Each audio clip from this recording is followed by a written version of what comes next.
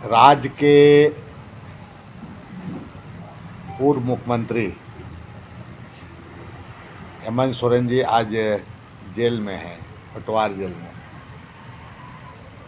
और वो किस मामले में हैं ये आप लोगों से छिपी हुई नहीं है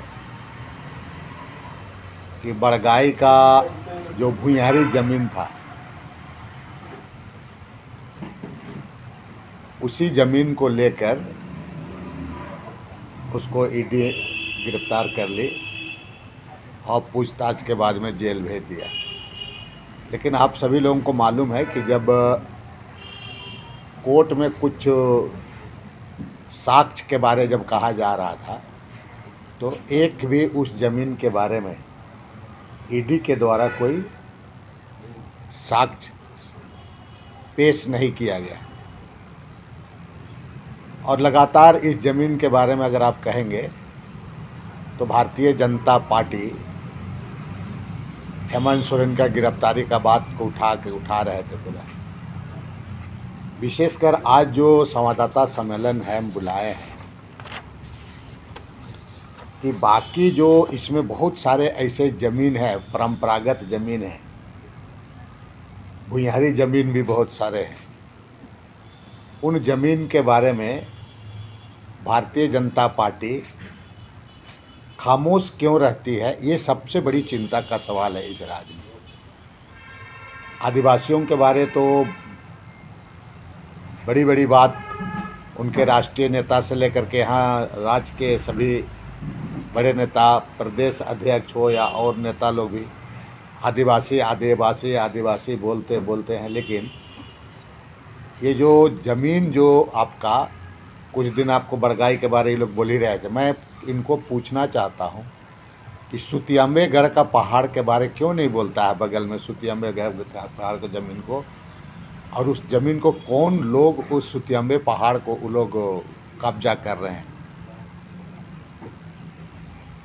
दूसरी बात है कि चेड़ी मौजा को कौन व्यक्ति, एक व्यक्ति, क्योंकि बहुत सारे चीज़ों इनको भारतीय जनता पार्टी को मैं पूछना चाहूँगा कि चेड़ी मौजा को कौन व्यक्ति समाप्त कर दिया, बेच करके पूरे ख़त्म कर दिया। तीसरी बात है कि कल परसों बहुत आपका एक बड़ा भुइयारी ज़मीन पुरनकी रांची में जो आपका सरकार का इधर उधर हो रहा था, रातों रात घेरा कर रहा था, पूरे ग्रामीण आदिवासी निकल करके उसको पूरा तोड़ दिया पूरा। आखिर उस ज़मीन को कौन घेरा कर रहा था, भारतीय जनता पार्टी को बताना चाहिए कि कौन घेरा कर रहा था। भारतीय जनता पार्टी के लोग घेरा कर रहे थे। चिड़ी मौजा को भारतीय जनता पार्टी ही बर्बाद कर दिया, इसको भी जानना चाहिए पूरा। दूसरी बात है कि प्रबुद्ध गृह निर्माण समिति आपका स्वर्णरेखा का उद्गम स्थल है, 45 एकड़ ज़मीन, उसको प्रबुद्ध गृह निर्माण सहकारिता समिति बनाकर भारतीय जनता पार्टी के लोग कर रहे हैं। आपका ये सारे जगह आपका ये भुइयारी ज़मीन से ही रिलेटेड है पूरा ज़मीन पूरा।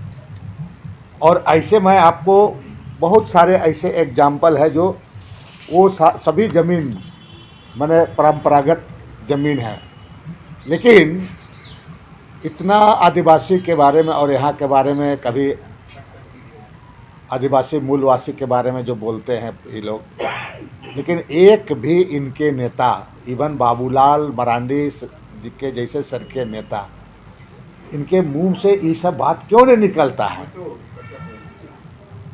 मैं आप लोगों के माध्यम से कहना चाहूँगा कि पुरनकी रांची वाला ज़मीन पर भी बोलना चाहिए,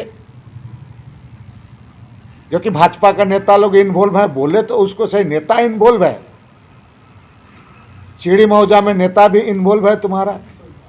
उसी तरह से सिमलिया मौजा में आपका भारतीय जनता पार्टी के लोग पूरे दावे के साथ और पूरे जिम्मेवारी के साथ पूरा लोग इन्वॉल्व है उसमें।